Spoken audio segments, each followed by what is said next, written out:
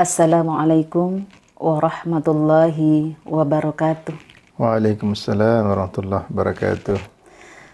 Alhamdulillahirabbil alamin wa bihi nasta'inu ala umuri dunya waddin. Asyhadu an la ilaha illallah wahdahu la syarikalah wa asyhadu anna Muhammadan abduhu wa rasuluh. Amma ba'd. Sahabat Awet Channel dimanapun berada, hari ini kita sudah berada pada hari ke-10 bulan suci Ramadan. Kita berdoa dan berharap mudah-mudahan seluruh amaliyah Ramadan yang kita sudah lakukan pada 10 hari pertama di bulan suci Ramadan ini, insya Allah diterima di sisi Allah Subhanahu wa Ta'ala. Amin ya Rabbal Alamin. Abi, Ya, Mi. Sampai pada hari ke-10 bulan suci Ramadan ini, topik yang masih menghiasi media sosial, media elektronik, dan media cetak itu adalah masih tentang COVID-19. Iya. Iya. Khusus di wilayah Sulawesi Selatan, di Kota Makassar tentunya sudah diberlakukan PSBB. Iya. Hari ini sudah tepat juga 10 hari karena memang bersamaan dengan dimulainya atau ditetapkannya 1 Ramadan, yaitu tanggal 24 April yang lalu. Terkait dengan PSBB ini, kemarin saya kebetulan membaca satu pesan lewat WA. Iya. Juga masih tetap terkait dengan PSBB, Bi. Iya. Cuma PSBB yang dimaksud di sini lain, Bi. Lain, ya. Nah, itu yang membuat saya tertarik. Wah, ada apa ini dengan PSBB ini? Iya. Ternyata PSBB yang dimaksud di situ adalah Dikaitkan dengan bulan iya, Ramadan, ya. dikaitkan dengan bulan suci Ramadan. Iya. Apa itu PSBB yang dimaksud? Bi? Yang pertama itu P adalah puasa Ramadan. Iya. Iya. Yang kedua itu S adalah sholat sunnah taraweh. Iya. Iya. Kemudian B yang pertama adalah baca Quran. Iya. Dan B yang kedua adalah bayar zakat, Iya. fitrah. Iya. Iya. Ini sangat menarik sekali, Bi. Oh, Iya. kok bisa-bisanya orang mengaitkan PSBB yang selama ini kan kita kenal dengan pembatasan sosial berskala besar, Berskala besar, ya. dikaitkan dengan bulan suci Ramadan, amalia-amalia yang harus dilakukan pada bulan suci Ramadan. Iya, khusus yang pertama tadi, Abi, yang pertama kan puasa Ramadan. Ramadan. Iya. Iya. Kemarin juga saya sempat jalan-jalan ke satu tempat ini, tapi bukan berarti bahwa saya tidak mengindahkan PSBB ini, Bi, ya, tapi Iya. memang saya keluar karena ada kepentingan, ya. Lalu kemudian di situ saya bertemu dengan salah seorang, kemudian saya bertanya, Iya. bagaimana puasa Ramadan yang dia lakukan. Terus ada yang bilang seperti ini, Bi. Ternyata pemahaman sebahagian umat Islam tentang pelaksanaan ibadah puasa di bulan suci Ramadan ini masih bervariasi juga, Bi. Iya. Iya, sama halnya dengan pemahaman orang terhadap PSBB. Iya. Iya. Ada yang mengatakan seperti ini, bahwa untuk apa puasa? Iya. Ya, untuk apa puasa? Menyiksa diri, berlapar-lapar. Ya, lagian juga kan nanti ujung-ujungnya tidak ada Lebaran, tidak ada perayaan Idul Fitri. Kenapa kita mau puasa? Nah, ini, Bi, bagaimana ini? Iya. Iya. Terkait dengan pelaksanaan ibadah puasa, Iya.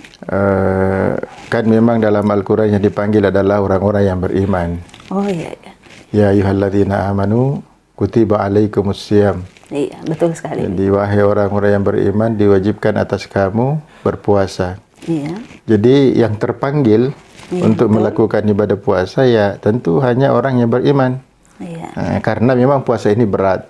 Iya. Kalau kita melihat Umi pelaksanaan ibadah di dalam ajaran agama kita, Iya. kalau sholat misalnya kan waktunya tidak panjang. Iya, betul. Ya, paling 5-10 menit Iya. satu waktu sholat.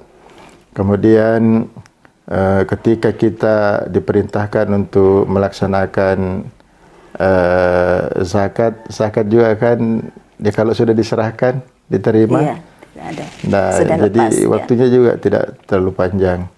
Kemudian terkait dengan pelaksanaan ibadah haji, di mana inti ibadah haji itu adalah pada tanggal 9 Zulhijjah. Iya. di Padang Arafah, itu juga waktunya mulai dari tergelincirnya matahari Iya. sampai sebelum terbenamnya matahari. Iya. Tapi terkait dengan persoalan ibadah puasa, waktunya mulai dari terbit fajar sampai terbenamnya matahari. Jadi memang interval waktu untuk melaksanakan ibadah puasa ini cukup panjang. Iya. Apatah lagi harus menahan lapar, Bi. Iya, harus menahan lapar, menahan haus, menahan hawa nafsu. hawa nafsu dan semacamnya. Kemudian terkait dengan yang tadi mengatakan untuk apa berpuasa, kemudian juga toh tidak sholat Idul Fitri, kita tidak berlebaran.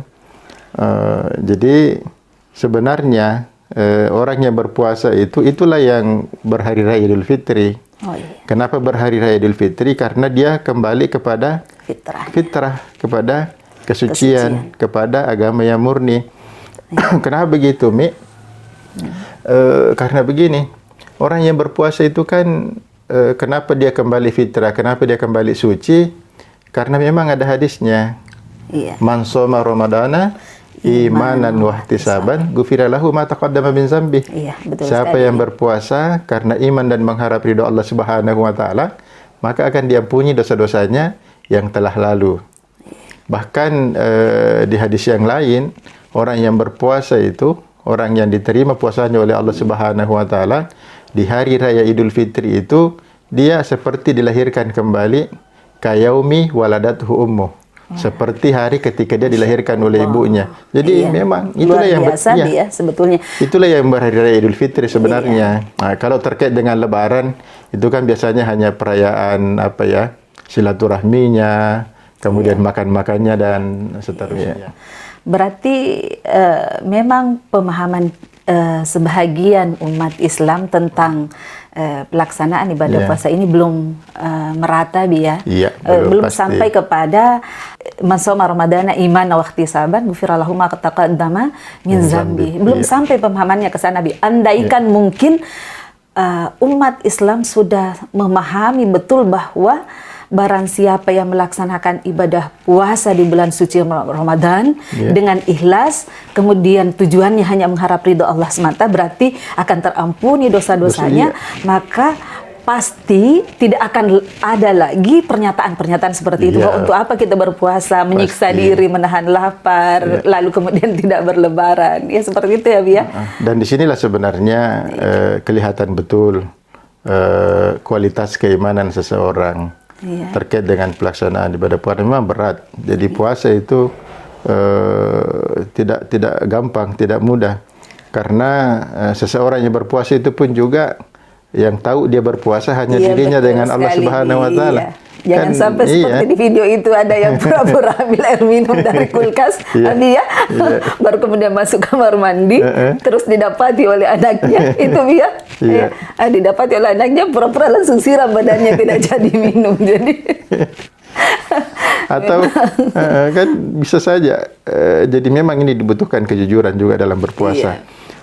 Orang yang berpuasa itu kan siapa yang tahu kalau misalnya di siang hari terus mengambil air wudhu dari sederetan orang yang mengambil wudhu, kalau dia tidak jujur, kalau dia tidak merasa bahwa dia berpuasa betul-betul hanya karena Allah Subhanahu wa taala, siapa yang tahu kalau sambil kumur-kumur itu air yang dikeluarkan ya mungkin setengah atau seperempat saja dari apa yang dimasukkan. Tidak ada yang tahu. Makanya hanya imanlah yang bisa membuat seseorang itu melaksanakan puasa dengan tulus, dengan ikhlas, semata hanya mengharap ridho Allah Subhanahu wa taala. Iya, berarti puasa juga ini sebetulnya, Bi, melatih kita untuk membangun karakter. Iya. Iya. Banyak jadi, karakter jujur juga tadi itu salah satunya dia yang sangat luar biasa, sebab dalam hidup ini tuh yang bisa menjadi tolak ukur keberhasilan seseorang juga itu adalah kejujuran. Jadi kalau orang bisa terlatih di bulan suci Ramadan ini, terbangun karakter kejujurannya di bulan suci Ramadan ini, maka insya Allah kesuksesan di dunia ini juga bisa kita raih. Insya Allah. Saya masih teringat pesan almarhum Bapak. Beliau sering mengatakan kepada saya, "Nak, kalau kau memiliki kejujuran, maka kau sudah memiliki modal besar." Pelihara kejujuran itu karena itu adalah modal yang luar biasa dan hanya orang-orang yang tidak normal, yang tidak suka kepada kejujuran. Dan siapapun orang sebenarnya tidak ada yang senang untuk dibohongi. Karenanya saya selalu mengingat pesan itu sehingga dalam melakoni aktivitas, profesi dan sebagainya, atau dalam membangun sebuah hubungan, inilah yang selalu melandasinya, yaitu kejujuran. Ya, jadi Betul puasa sekali. juga melatih kita untuk selalu berlaku jujur, dan banyak lagi karakter yang bagus yang bisa terbangun karena kita melakukan ibadah puasa. Andai kata umat Islam tahu semua tentang itu, sebenarnya melaksanakan ibadah puasa ini adalah sesuatu yang keuntungannya itu kita, semua kepada si pelaku puasa itu. Jadi Allah sedikit pun tidak mengambil keuntungan dari puasa yang kita lakukan. Alhamdulillah ya Bi, ya, kalau kita bisa melaksanakan ibadah puasa dengan baik, dengan dasar iman dan keikhlasan itu tadi ya Bi, ya. Yang kedua Bi ini, sholat tarawih. Ya, sholat tarawih. Ini juga ini sebetulnya ada kegelisahan tersendiri di benak saya Bi tentang pelaksanaan ibadah sholat tarawih sebagai salah satu amalia yang mengisi bulan suci Ramadan ini. Kita melihat di bulan-bulan Ramadan tahun-tahun sebelumnya, ketika kita masih melaksanakan ibadah sholat tarawih di masjid, itu biasanya berlaku Bi 1 sampai 10 Ramadan itu alhamdulillah ya, masjid masih ramai. 10 kedua sudah mulai berkurang. Sudah mulai berkurang. Apatah lagi kalau sudah masuk 10 ketiga. Biasanya safnya itu semakin maju, semakin maju. Jadi hanya memang orang-orang yang betul-betul memahami makna dari pelaksanaan ibadah sholat tarawih itu yang bisa melaksanakan full 1 bulan. Apatah lagi sekarang habis sholat tarawih itu sudah harus dilaksanakan di rumah. Nah ini juga bervariasi Bi, pemahamannya orang. Ya ternyata pendapatnya orang. Ada yang mengatakan alhamdulillah dengan ibadah sholat tarawih yang harus dilaksanakan di rumah, kembali menyegarkan hafalan-hafalan yang tadinya mungkin sudah mulai apa namanya Bi, ya sudah mulai sudah ada yang terlupa. Iya, sudah mulai ada yang terlupa ya. Ada juga yang mengatakan, wah susah ini, biasanya kan diimami. Tiba-tiba harus jadi imam. Tiba-tiba harus jadi imam. Jadi gimana ini Bi? Iya, jadi terkait dengan persoalan sholat tarawih, memang pemandangan dari tahun ke tahun ya seperti itu Mi. Jadi pengalaman Abi itu pergi ke masjid ceramah ya seperti itu. Jadi mulai dari malam pertama sampai malam ke-10 itu pengurus masjid berpikir bagaimana masjid ini dibesarkan. Iya, betul. Ya. Tapi begitu sudah masuk hari malam ke-15 ke atas, akhirnya pengurus masjid mengurungkan niatnya untuk memperbesar masjid. Kenapa? Karena masjid besar sendiri. Karena besar sendiri, jemaahnya semakin berkurang, saf semakin maju. Jadi semakin dekat hari raya Idul Fitri itu, ya semakin berkurang isi masjid, dan sebaliknya justru pusat-pusat perbelanjaan lah yang ramai. Nah sekarang di tahun ini kan berbeda. Tahun ini ya kita melaksanakan ibadah di rumah, sholat tarawih di rumah. Kalau pengalaman kita sih alhamdulillah, keakraban terjalin, kemudian kedekatan dengan anak-anak luar biasa, masya Allah. Itu adalah sebuah nikmat yang luar biasa. Dan termasuk Abi ya harus memaksa diri untuk kembali melancarkan hafalan, ya. Kemudian ada juga yang memang merasa sedikit terganggu. Betul. Ya. Kenapa? Ya karena yang Umi tadi katakan, selama ini biasa bermakmum, tiba-tiba harus jadi imam di rumah. Jadi akhirnya juga ini ada intermezzo. Ada anak yang bilang, Pak, kenapa Bapak hanya selalu baca Inna Atena dengan Qul Huwallahu Ahad? Jadi surah Al-Kautsar dan Al-Ikhlas saja. Apa dia bilang bapaknya? Ya itu Mina, surah yang paling Bapak suka sekali kalau Bapak baca dan khusyuk sekali. Padahal ternyata ya hanya itu yang dihafal. Jadi ini memang repot. Jadi menjadi imam di rumah sendiri itu memang adalah salah satu hal yang sekarang ini harus dilakukan. Kenapa? Karena masjid-masjid dengan adanya PSBB ini untuk sementara waktu, untuk sementara waktu saja tidak dilakukan sholat berjamaah seperti biasa. Jadi masjid tetap terbuka, fungsi masjid, untuk menyampaikan kepada umat informasi bahwa sudah masuk waktu berbuka atau sudah masuk waktu sholat, tetap azan tetap dikumandangkan, dan tetap mungkin ada yang berjamaah tapi jumlahnya tidak seperti mungkin dulu 2-3 lagi. orang, iya. 2-3 orang jemaah ya, mungkin hanya muazzinnya, terus imamnya dengan marbot. Jadi itu saja yang Iya, betul. berjamaah sekarang. Jadi kemudian terkait dengan itu tadi Umi ya, jadi harus menjadi imam ya, memang sebagai laki-laki semestinya harus siap sebelum berumah tangga, harus siap menjadi imam. Kenapa? Karena ada waktu-waktu tertentu memang kita harus mengimami istri dan anak-anak kita.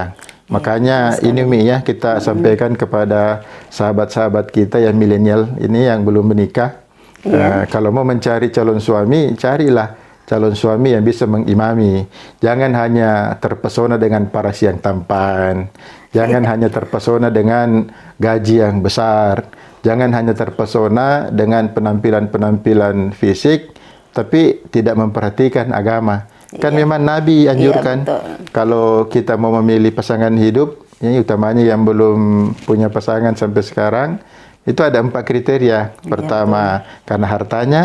Yang kedua karena kecantikan, yang ketiga karena keturunan, dan yang keempat karena agama. Tapi Nabi menganjurkan di situ, fasfar bisatiddin taribat yadak. Pilihlah pasanganmu karena agamanya, niscaya hidupmu pasti akan bahagia. Salah satu kriteria agamanya bagus adalah bisa mengimami istri dan anak-anaknya. Itu yang harus. Jadi kita sebagai laki-laki ya memang mau tidak mau harus menjadi imam, harus menjadi imam, dan kita adalah pemimpin dalam keluarga, sehingga harus bertanggung jawab untuk itu. Betul. Jadi harus memaksa diri. Iya Bi, terkait dengan itu sebetulnya kan ada juga hadisnya Bi ya, iya, tentang pelaksanaan ibadah sholat sunat tarawih di bulan suci Ramadan ini. Apa itu lagi punya hadisnya Bi? Terkait juga dengan persoalan sholat tarawih ini, kalau orang memahami fadilah, keutamaan dari sholat tarawih, masya Allah, man qama ramadana imanan wahtisaban ghufira lahu ma taqaddama min zambi. Siapa yang melakukan sholat, mendirikan sholat di malam-malam Ramadan, maka dosa-dosanya yang lalu akan diampuni oleh Allah. Tapi persyaratannya imanan wahtisaban, karena iman dan mengharap keridhaan Allah. Artinya dia mengimani bahwa perintah itu memang adalah merupakan perintah dari Allah dan sunnah dari Rasulullah Muhammad SAW. Jadi dia mengimani itu, kemudian tidak lain yang diharapkan kecuali hanya mengharapkan ridha Allah. Nah, siapa sih yang tidak siapa sih yang tidak pengen pengampunan, pengen pengampunan, karena kita ini kan bukan nabi yang maksum. Kita ini tidak ada jaminan bahwa kita bebas dari yang namanya dosa. Sehingga memang kita harus selalu mencari apa yang kita lakukan sehingga Allah Subhanahu wa taala mendatangkan pengampunannya kepada kita. Iya, betul sekali Bi. Kemudian yang ketiga Bi. Baca Quran. Iya, jadi dalam bulan suci Ramadan ini memang salah satu amalia yang sering kita lakukan adalah memperbanyak baca Al-Quran. Bahkan kemarin kan kita sudah sempat bahas tentang bagaimana metode menghatamkan Al-Quran di bulan suci Ramadan, Bi ya. Ini juga bagus ya Bi ya, bagus kita lakukan. Hanya saja jadi persoalan lagi. Tentang waktunya orang, tentang kemampuannya untuk bisa baca Quran. Tapi kita berharap bahwa semoga insya Allah baik yang lancar maupun yang belum lancar atau yang belum bisa baca Quran termotivasi untuk bisa mengisi bulan suci Ramadan ini dengan memperbanyak membaca Al-Quran. Terlebih lagi kan ada hadis Rasulullah Bi ya, nawiru buyutakum biqiraatil Quran. Terangilah rumahmu, rumah kalian dengan bacaan Al-Quran. Jadi terkait dengan bacaan Quran, jadi bukan hanya di bulan Ramadan sebenarnya. Iya, betul. Andaikan kita bisa menghatam Al-Quran itu setiap minggu. Andaikan kita bisa menghatam Quran setiap bulan kita lakukan. Iya, betul. Cuma memang di bulan Ramadan itu kenapa umat Islam beramai-ramai untuk menghatam Al-Quran, karena memang bulan Ramadan itu adalah Syahrul Quran. Iya, bulan diturunkan Al-Quran, jadi kita memberikan penghormatan kepada bulan Ramadan, bulan di mana Al-Quran diturunkan, sehingga umat Islam ramai-ramai tadarrusan, ramai-ramai untuk menghatam Al-Quran. Jadi terkait dengan membaca Al-Quran, jadi orang yang membaca Al-Quran itu kan luar biasa pahalanya. Iya, betul. Satu huruf 10 pahala. Kebaikan, jadi kalau kita sudah membaca Alif Lam Mim itu sudah 30 pahala yang kita dapat. Iya. Nah, kemudian orang yang belum lancar, orang yang masih terbata-bata dalam membaca Al-Quran, dia mendapat 2 pahala. Iya, 2 kebaikan. Pertama, pahala karena membaca Al-Qurannya. Yang kedua, pahala karena dia bersungguh-sungguh. Iya, betul. Bersungguh-sungguh berusaha untuk bisa membaca Al-Quran. Jadi luar biasa ya. Iya, luar biasa sebenarnya. Kemudian terkait dengan menerangi rumah kita dengan bacaan Quran itu Masya Allah luar biasa. Jadi rumah umat Islam yang selalu dibacakan Al-Quran di dalamnya itu, insya Allah malaikat hadir di rumah itu, kemudian setan diusir jauh-jauh, dan penghuni rumah itu akan dilapangkan rezekinya oleh Allah. Iya. Dan memang perasaan kita berbeda ketika memasuki rumah yang di dalamnya selalu dibacakan Al-Quran, selalu ada pelaksanaan ibadah sholat, selalu ada orang yang masih ingat kepada Allah Subhanahu Wa Taala. Itu berbeda perasaan kita, Bi. Kalau kita masuk ke rumah yang sering dibacakan Quran, yang orang di dalamnya selalu ingat kepada Allah, maka perasaan kita akan teduh, ya, akan merasa tenang, tidak ada perasaan panas dan lain-lain sebagainya, sekalipun mungkin cuacanya panas ya biar, tapi perasaan kita tetap teduh sejuk. Itu, karena begini Mi, jadi orang yang membaca Al-Quran itu menerangi rumahnya, termasuk menerangi hatinya. Iya, betul jadi sekali, saya pernah mendengarkan ceramah terkait dengan persoalan itu. Jadi rumah yang diterangi itu adalah rumah yang kita tempati. Diterangi dalam artian bahwa ada keteduhan dalam rumah itu, ada keharmonisan dan seterusnya. Kemudian rumah selanjutnya adalah hati kita, karena disitulah bersemayam kebaikan-kebaikan dalam hati itu, dan bisikan-bisikannya selalu memberikan bisikan-bisikan yang bersumber dari Allah Subhanahu Wa Taala. Jadi hati yang paling dalam itu, kalau ada bisikan yang diberikan kepada kita, pada dasarnya itu adalah bisikan yang bersumber dari Allah, dan itu adalah sebuah kebenaran, karena hati ini bisa mengukur sesuatu itu benar atau tidak, sesuatu itu baik atau tidak. Hati kita sebenarnya bisa mengukur, pasti ada dari dalam. Ketika seseorang berbohong, pasti ada bisikan, kamu berbohong. Ketika kita mau mengambil barangnya orang, pasti dari dalam ada berbisik, itu jangan kau ambil karena bukan barangmu. Jadi inilah yang harus diterangi. Dengan bacaan Quran, insya Allah potensi hati yang bisa menerawang kemana-mana, potensi hati yang bisa menuntun kita ke arah yang baik, itu akan semakin bagus. Nah, kemudian rumah yang ketiga juga bisa berarti nanti kuburan kita. Orang yang bacaan Qur'annya bagus, insya Allah kuburannya nanti terang. Diterangi dengan bacaan-bacaan Al-Quran. Jadi kita himbau kepada generasi milenial, ya, mari kita membaca Al-Quran, ya, jadi usahakan belajar membaca Al-Quran, karena kalau ada orang yang merasa apa istilahnya, merasa kesulitan atau merasa tidak nyaman kalau membaca Al-Quran, berarti ada sesuatu yang bermasalah dengan hatinya. Ada sesuatu, karena kenapa? Itu Al-Quran itu adalah kalamullah, perkataan-perkataan Allah. Jadi ketika kita membaca Al-Quran, itu seolah-olah kita bercakap-cakap dengan Allah Subhanahu Wa Taala. Jadi ini kan sesuatu yang luar biasa, sangat luar biasa. Tapi sekali lagi, ya, mudah-mudahan kita diberikan kesadaran oleh Allah, diberikan pemahaman, sehingga insya Allah tidak hari yang kita lewatkan nanti kita bisa lakukan dengan senantiasa membaca Al-Quran. Kita berdoa mudah-mudahan anak-anak kita juga nantinya insya Allah bisa menjadi ahli Quran. Yang keempat, Bi, terakhir. Iya, betul. Bayar zakat Iya, fitrah. bayar zakat fitrah. Ini persoalan zakat fitrah sebetulnya sangat bermanfaat ini, Bi, kalau seandainya kita mengeluarkannya dari sekarang. Sebab sekarang ini memang banyak sekali orang-orang yang butuh, ya, terkait dengan Jadi situasi terkait kita dengan saat ini. zakat fitrah, begitu masuk bulan Ramadan sudah bisa dikeluarkan zakat fitrah kita. Iya. Kemudian penyerahannya mau langsung kepada fakir miskin, anak yatim, itu juga boleh. Mau melalui amil zakat juga boleh. Kan sekarang ini di masjid-masjid ada UPZ, jadi unit pengumpul zakat. Jadi kalau dia resmi, ada apa namanya, dari SK Basnas, dari Basnas, ya bisa kita keluarkan di situ. Dan penyalurannya mereka lah yang bertanggung jawab. Karena saya khawatir juga begini, Umi, kalau kita keluarkan masing-masing, jangan sampai ada yang double. Nah, kemudian ada lagi yang tidak dapat. Betul.